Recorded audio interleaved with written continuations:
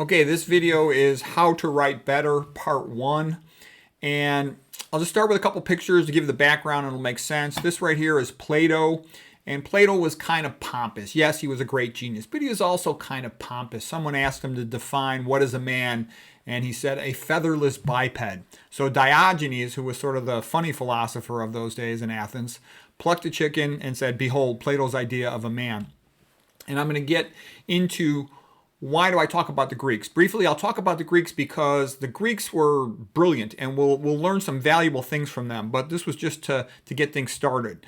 Plato was a philosopher, but he really wished he was a playwright. And he was jealous of the playwrights, and that's how we kind of got going with that. Here is the greatest writer, speaker of Rome, is Cicero. And Cicero was famous for the Ciceronian sentence, the periodic sentence, where the climax is at the end. He said, "To not know what happened before you were born is to forever remain a child." And so what I'm getting at was, I had written several books before for medical purposes, but when I wrote my autobiography and study skills book, Straight A's, Stanford, on Harvard, my lawyer friends were mocking me. A couple quotes by Cicero quick. Cui bono, who benefits? That's pretty valuable information. That tells you what the reason behind things. Orator has three functions: to teach, to please, to move. Emotion is the most important thing. Yeah, when you start getting better at writing, you want to be able to evoke emotion.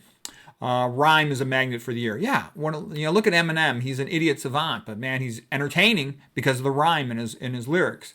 Whenever something's real important, you want rhyme in there. Like, look at the O.J. Simpson thing. If the glove doesn't fit, you must acquit. That's like the most memorable thing out of that whole event. Okay, so getting back to where did this all come from was, let me try to just move this picture out here. What happened was, I had written this book, which was a little bit autobiographical up until that time, and it was really to teach study skills. Because you can raise your academic IQ 30, 40 points if you know how to study, and they don't teach it in high school or college. And I had just read this guy's book, Dan Brown, author of Da Vinci Code, and I thought it was an incredible book, very entertaining. I think a lot of it's untrue, and I disagree with a lot of it, but in terms of entertainment, it was fantastic writing. So anyways, I have some friends, including some lawyer friends, who read my book, and they started making fun of me, that my writing wasn't so good, and it was awkward, or could have been improved greatly with a couple little tricks. And at first, I'm like, "Oh, you guys bullshitting me. Is that true?" And then once I looked at what they said, I realized they were right. And so I decided, you know what? I want to get good at writing. So I decided to basically read everything I could about learning how to write. And I reanalyzed Da Vinci Code. And I ended up writing my own book. It's on the 4th edition now. It's called Rhyme, Rhetoric, and Logic. How many pages is it? One sec. Here's what it looks like. Rhyme, Rhetoric, and Logic. Okay, it's a lot of pages here. It's 540 pages. So anyways, that's like the equivalent of a PhD postdoc in understanding how to write. I went through everything. Okay, so now let's go back through some more of these famous writers. So what I did was I decided to study all the great writers as best I could.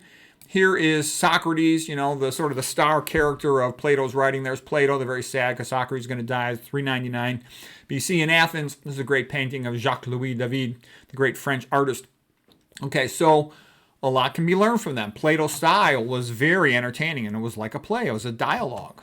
And the Socratic questioning method is also quite entertaining.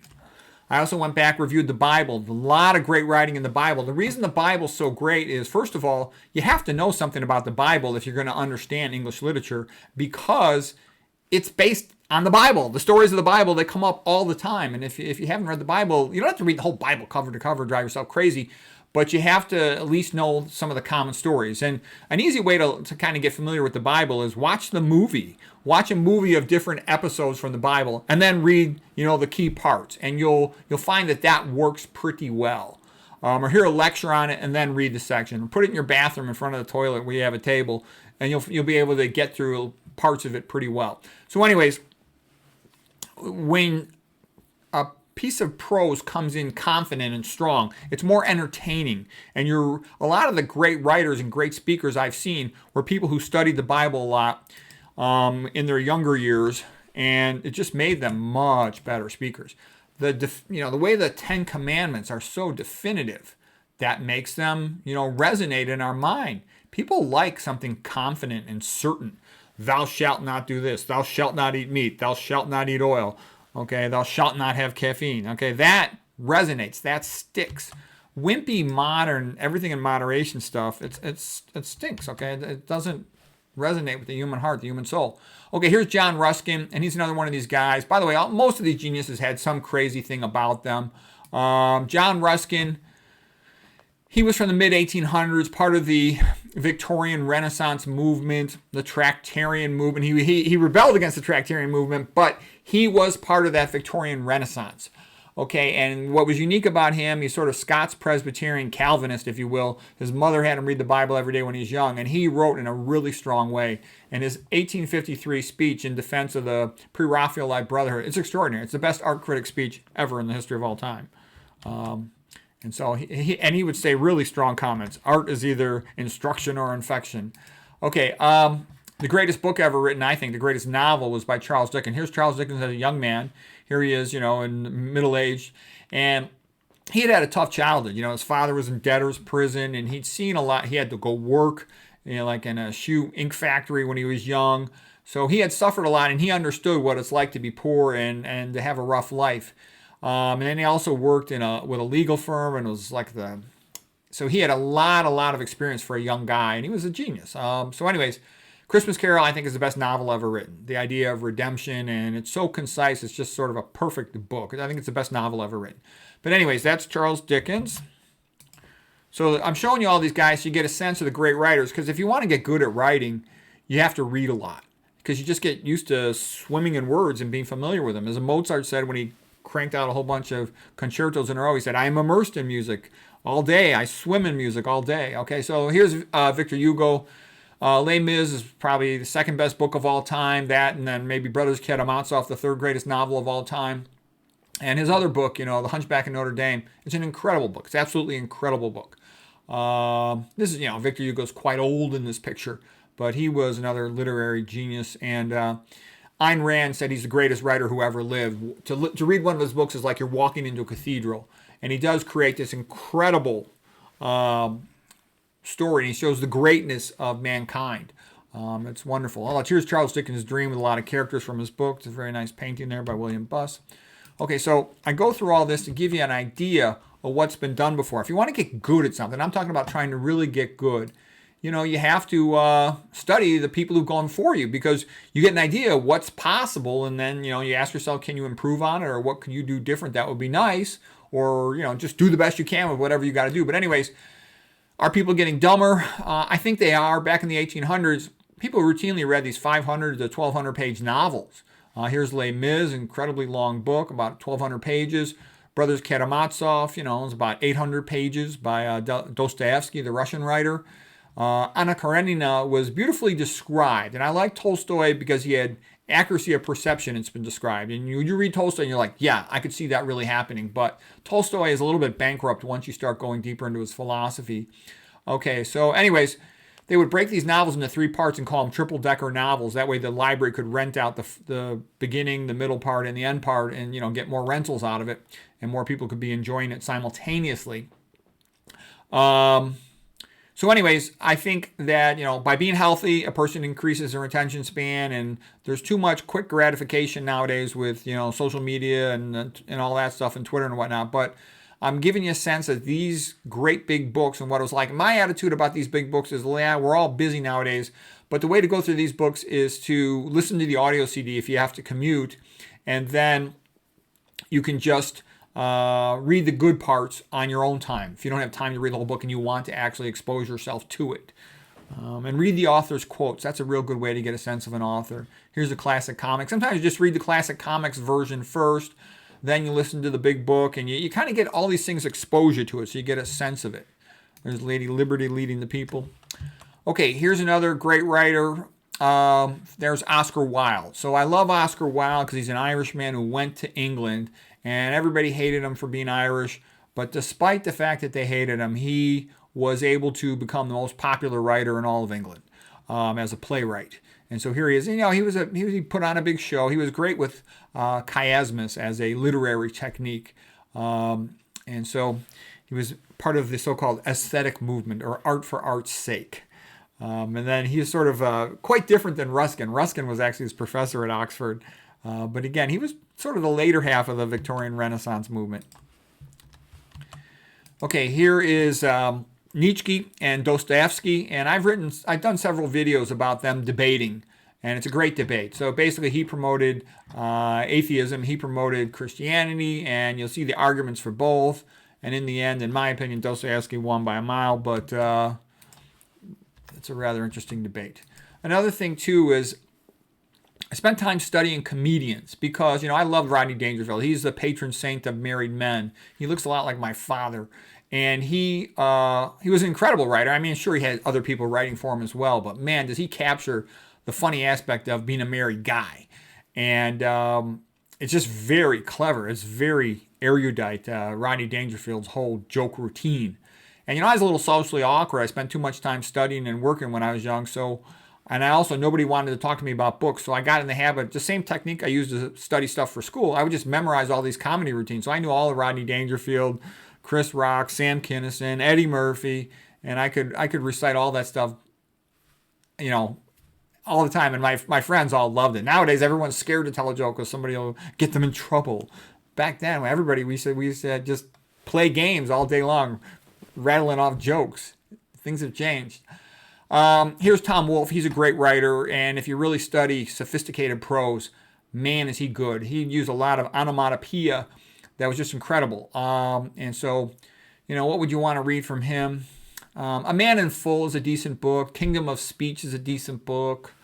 They're actually quite good. Again, I go through tons of audiobooks because I got to commute. So I listen to stuff while I'm commuting to work. Okay, Ayn Rand, she's the smartest woman who ever lived. She's an incredible genius. Just read through her quotes and you'll be, holy crap, is this lady smart. And she had a tough life, growing up initially in Russia, and then her family had to flee Russia. And she also really dug through the ancient philosophers as well as the so-called Enlightenment philosophers and whatnot. So she really had a wonderful historical perspective. My favorite book of hers is Romantic Manifesto, where she talks about why was the art and literature of the 1800s so magnificent and why did it deteriorate so badly in the 1900s. Atlas Shrugged is her best novel, which is a great book, also quite long. Again, go with the audio CD if you're too busy for time, if you want to get through that. Here's Ann Coulter, and you'll notice you'll hear all the time, Ayn Rand's a bitch, Ann Coulter is a bitch also, blah, blah, blah. Whenever a woman is a genius, it's weird, but they get tons of people who hate them, okay? That's funny, but just read their books. You'll see they have an incredible ability, both of them, to develop an idea. Coulter is a lot funnier than Rand, but Rand is a much more profound thinker. Okay, Trinity by Leon Uris. This guy is a genius. Now, this book, I'm currently reading this book, and it's a 35-hour long audio CD book, and it's magnificent. It reminds me in a sense almost like Brothers Karamazov in terms of being so long. It's like watching a soap opera. And he did an amazing job of capturing the life of the Irish people from 1800 to 1917. There was parts of it I didn't like. I thought he was a little bit too anti-church, and I'm listening to it. The narrator's got a wonderful Irish accent, which makes it more entertaining. He speaks like all my relatives do from Ireland. But anyways, it's a magnificent book, so I just mentioned that. You see the guy get interviewed. He's obviously a brilliant guy. All right, so now we're going to start getting into literature. So I want to just give you a taste of great writing. And everybody writes for their own purpose. You're not probably going to want to write a novel, but novels expose you to a lot of prose. And just listening to prose every day in the car or when you have a chance, however your life works, you just get good with words. I used to like, if no one was home, I would walk around while I'm eating and listen to an audiobook. I just wanted my mind to be bathed in the words of the great writers. And I found that real helpful. So a couple points on writing before we get into all the quotes and all the details. The best writing is like infotainment. It should be informative, good stuff right away, and it should be entertaining, useful, and fun. You want to provide value. If you're writing a longer book or anything, you want to make sure there's good stuff right on the first page. There should be something good in the first paragraph. Because, most books stink. I would say 4 out of 5 books stink, and a big part of it, right away, sometimes the author actually has something useful to say and they're intelligent, they just don't know how to write, and they might waste your time for a couple pages. And if they've had a unique experience, like they went somewhere special or experienced something special, I'll give them a chance and keep listening. But usually a good writer can surprise you and entertain you on the first page, and they should. The reader's busy. They got a lot of other things they could do to entertain themselves. So you have to show them that whatever you're writing is worth their time. Get to the point quickly. Be concise. A good writer gets to the good stuff as fast as possible. Again, you should think that if you're writing, you're talking to an intelligent friend. What would you say to them? You don't need to go through all the basic stuff that everyone already knows. That's a waste of time. Don't worry too much about formality. And this, again, is if you're writing to communicate, that you want to entertain, to inform. That's how you write. Sometimes you have to play the game of the context of what you're doing. If you're writing, for a job, if you're writing for a formal situation where you're presenting something to a bunch of people who are older than you and they're trying to decide if you're going to get tenure, then go along with whatever is the standard context for that setting. But if you are trying to communicate just for enjoyment and for helping people, then, talk like you're talking to an intelligent friend, and it should be fun. It should be entertaining, Good information, we want to learn it. We want to remember it. Chapter titles should be fun. That's a sign of a good writer. If you want to make sure the chapter title makes sense, you know what they're talking about, but it also should be entertaining, puns, wordplay, all of that is good. Because basically, if an author can't come up with a good title, I think this was said by Schopenhauer, if they can't come up with a good title for their book in their first chapter, how are they going to ever come up with anything else good? Yeah, usually if the book sucks, the first 5 pages, it sucks all the way through, unless it's sort of a naive writer who had an incredible experience and they just don't know how to write, and it takes them a while to get going. But most of the time, I know by the first page if the guy knows how to write or not. Okay, a writer is like a farmer. Whatever books he reads, conversations he has, courses, videos he watches, whatever, they're like the seeds that are planted. His books are the harvest. So what I mean by that is, if you're writing a book, you should try to listen to audio CD books or that will help you to write that book, that they somehow relate to it in a way that's positive. The other thing that's fantastically helpful is having at least one intelligent friend that you can have conversations with, conversations about the book, conversations about the topic, because that will help put it in your mind and make it clear how other people see the issue. So then you'll know what you have to explain, what you could leave out.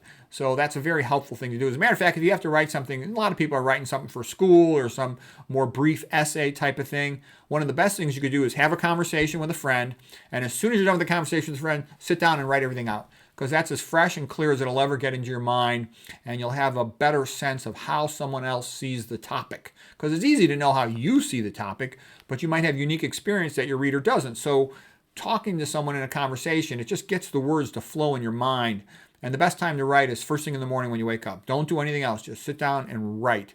And you want to be good at writing because it'll enrich your life. It makes you a better thinker. It makes you a better communicator. Plus, if anybody messes with you, you have the ability to formulate, the best possible response. Because people who are illiterate and people who can't write, I've seen in life, they're more likely to get screwed over and they're helpless. They can't verbally defend themselves. They're like a dumb animal. So it is good to be articulate. It is good to be able to write well. Doesn't guarantee you'll have a better life, but it sure does improve the odds. Avoid cliches. That's a sign, that you're a lightweight if you're using cliches, especially right in the first paragraph. You can make a joke out of cliches, but don't. Watch out for so-called McLiterature. That means to use vulgar trends of the moment. Don't go by social media or legacy media, because in general, especially legacy media, stinks. So you don't want to go by that. Kitsch is just, again, sort of cliche. You want to avoid that type of thing. This was a note to myself to include some of these writers. I wrote Tom Wolfe. I had a picture of Tom Wolfe, I think, in there somewhere. And then Shakespeare. What was interesting about Shakespeare is Shakespeare was a Catholic. That's why he couldn't talk about himself too much. And that's why nobody knows almost anything about him, because back in his day, if you admitted you were a Catholic in England, one of the Puritan types would kill you. Okay, so you can't do that. Okay, how to write better, some quotes. And this one comes from George Orwell from his essay, Why I Write. He was a great English writer of the mid-1900s. And here's George Orwell. There are four great motives for writing prose. The first is egoism. The great mass of human beings are not acutely selfish. After the age of about 30, they abandon individual ambition. In many cases, indeed, they almost abandon the sense of being an individual at all, and they live chiefly for others, or they are simply smothered under drudgery. But there is also the minority of gifted, willful people who are determined to live their own lives to the end, and writers belong to this class. Serious writers, I should say, are on the whole more vain and self-centered. Number 2, aesthetic enthusiasm. Perception of beauty in the external word or in the words and in the right arrangement, pleasure in one sound or another, in the firmness of good prose or in the rhythm of a good story, a desire to share an experience which one feels is valuable. Number 3, historical impulse, a desire to see things as they are, to find out the true facts, and to store them up for use of posterity. So that would be like Thucydides, the great Greek writer who wanted to let everyone know what actually happened in the Peloponnesian War between Athens and Sparta. Aesthetic enthusiasm, somebody who really enjoys the prose, and you have to like it to get good at it because it takes a lot of time and effort. And also what he said here, most people, they kind of give up their own life and just live for their kids. Number 4, desire to push the world in a certain direction. George Orwell from Why I Write. And you can see how you've got an internal rhyme here. Why I Write. There's always a little cleverness in Orwell. The deeper you look at it, the better he is. His books 1984 and Animal Farm are incredible. Plus his whole life story is fascinating. I did a previous entire video about him.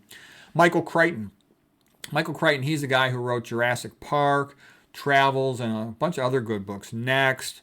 He was a real genius. He went to medical school at Harvard, but then he decided to not be a clinical physician and just became a writer. He's incredible at writing the so-called techno-thriller like Jurassic Park. And I remember stories about his personal life. He would go to the bookstore and he would buy like $500 worth of books and just store them up in all these boxes. And then he would read constantly and write his novels and stuff. Rather incredible. So here's a quote from Michael Crichton. Everyone has an agenda except me. Here's a quote from Lewis Wolpert. Art is different than science. If Watson and Crick had not discovered the DNA helix, someone else would have. However, if Shakespeare had not written Hamlet, it would never have been written. Yep, that's unique about art.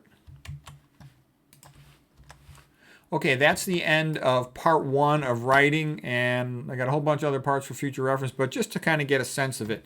And the goal will be, how can one become better at writing? And we'll go through a lot of stuff.